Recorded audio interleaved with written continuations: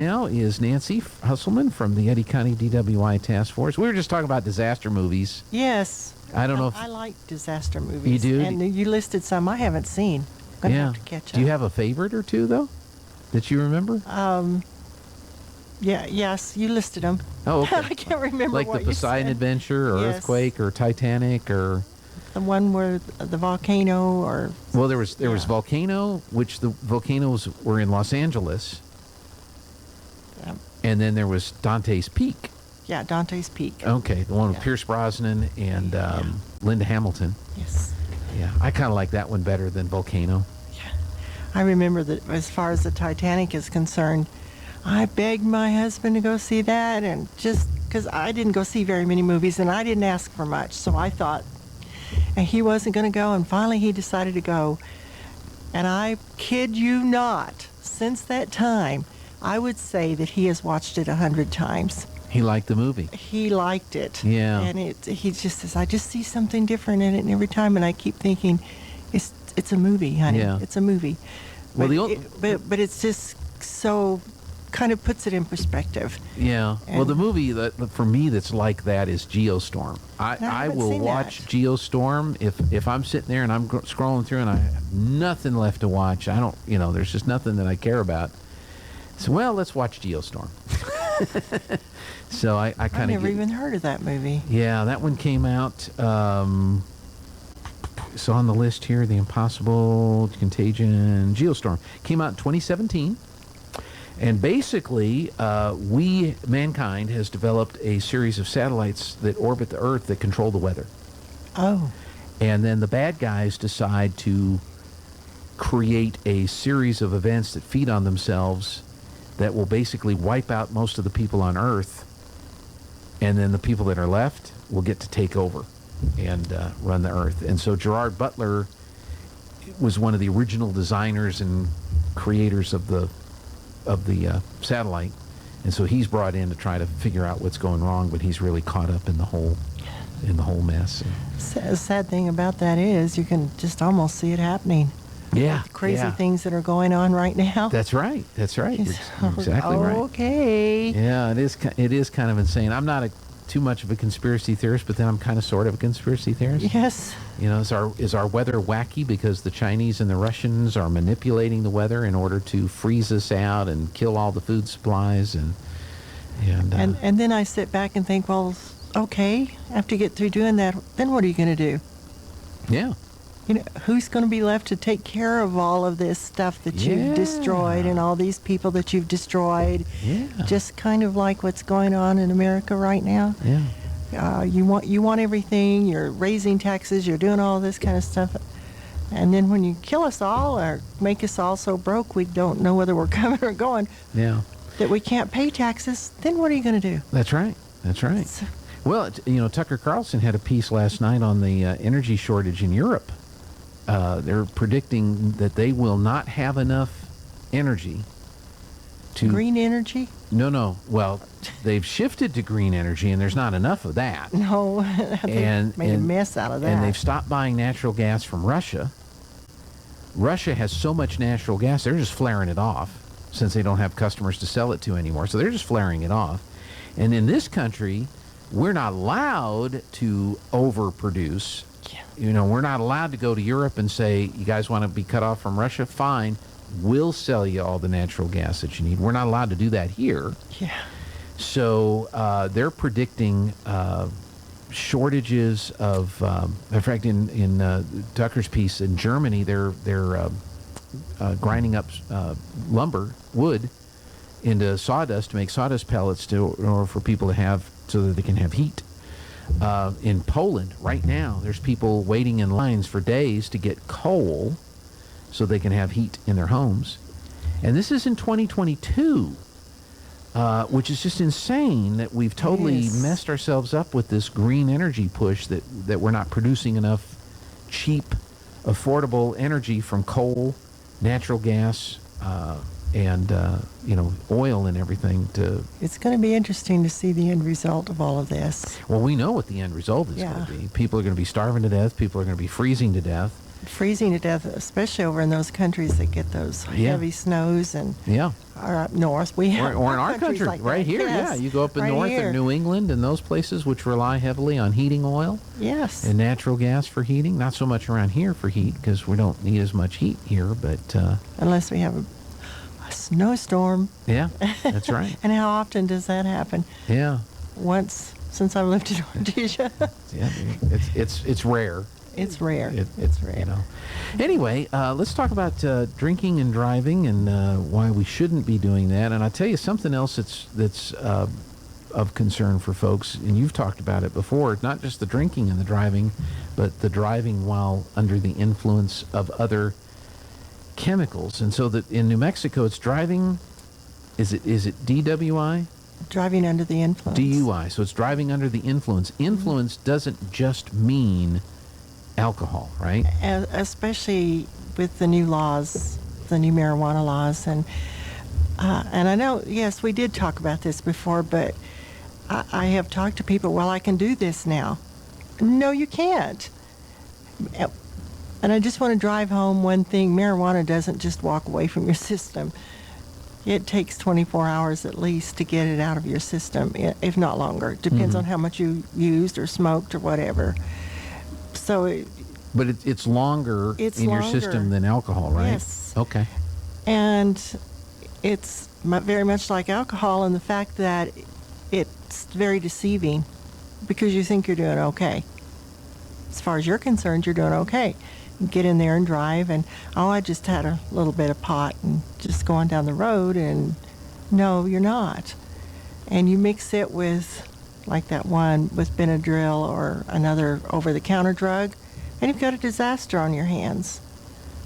So, watch out. You're not thinking. You're not thinking. You know, No, I you can can't make see that straight. light. I can get through that intersection ahead of that car that's coming on. I can cut back into that lane. I mean, there's all kinds of things that you think you can do that under normal circumstances require attention. Your judgment is gone. Your judgment is affected it by simply. these. Yeah.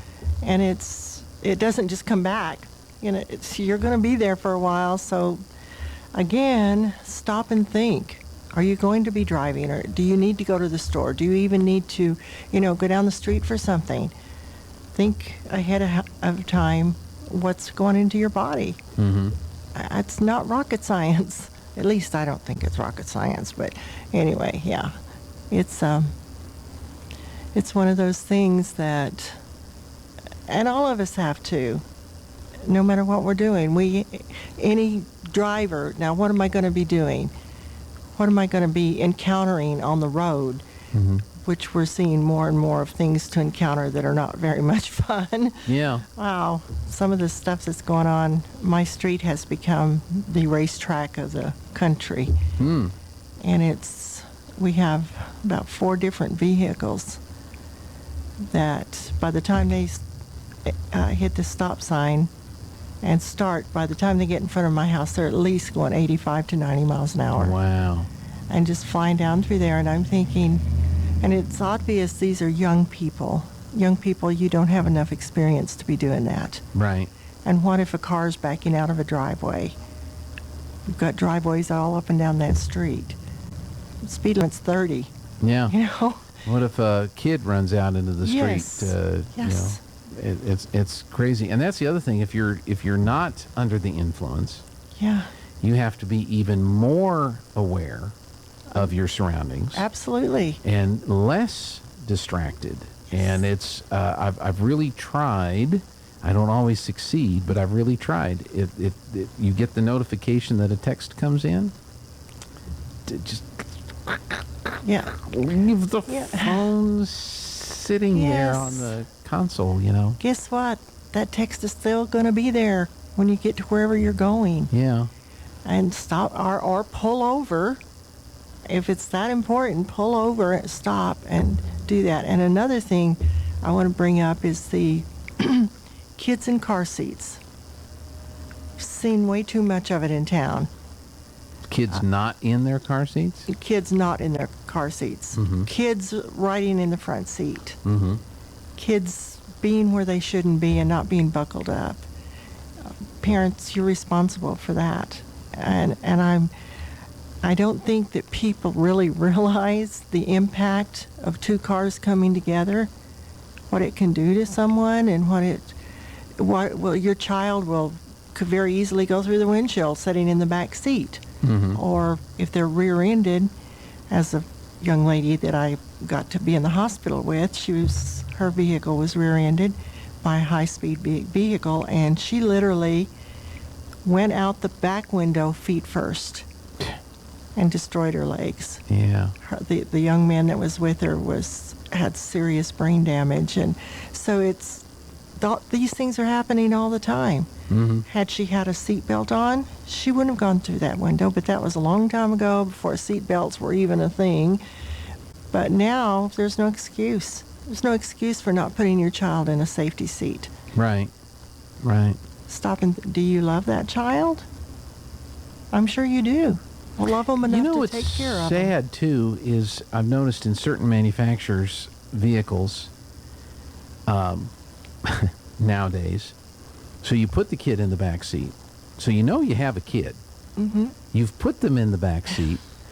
Now the vehicles are reminding you when you stop and park to get out of the vehicle.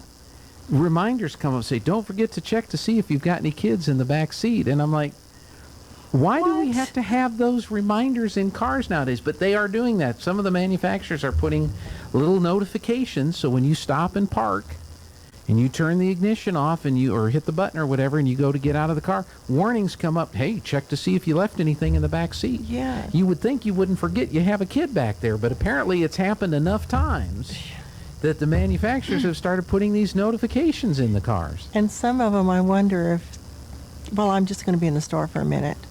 That's true. And that minute turns into 30 minutes. Yeah. You've got 100-degree temperature out there like we do around here. Yeah. And you left your kid in the back seat. Yeah, or your pet or something like that. Yeah. No. Don't do those things. Don't do that. So put the kids in the back seat, buckle them in, put them in a properly seated and fitted child seat. And then don't forget that they're there when you get to where you're going. Oh, I remember one time my ex-daughter-in-law did that with my granddaughter.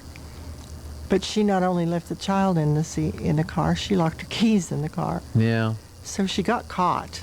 Somebody had to help her, and she was gone maybe 10 minutes. But I happened to come along, and I'm thinking, what's this deal here? So I went and found her. She went in to get her nails done, and that was my first rude awakening about people that are not paying attention. That's right. So it's one of those things. It's not a good thing. And another thing, I just want to remind everybody to be kind to people. Yes. It has great rewards. That's right. I had an experience Sunday I want to share. Okay. Do I have time? We have 15 seconds. Okay. Well, we have a minute. Okay. Go ahead. I went to Subway to get a sandwich. And when I went in, this lady and two little girls came in right behind me. And I turned around, and one of the little ones said something to me. So I just struck up a conversation with her, and how old are they? They were 4 and 7 years old, and just beautiful. Just got out of church, and we're talking, and pretty soon I realized that the line had got up to where I was the next one in line to order. And she reached up and she grabbed my hand. Mm-hmm. And she said, "Can I please tell you what my Bible verses I learned today?" Well, I'm standing there, time to order, the line's all the way back, and I thought, yes, you can. Everybody, you're just going to have to, I didn't say that, but the world's just going to have to wait. And she stood there and recited those two memory verses to me. And then she gave me the biggest hug. And I don't know these people. And I thought, it just takes a second to be kind. Yep. It just takes a second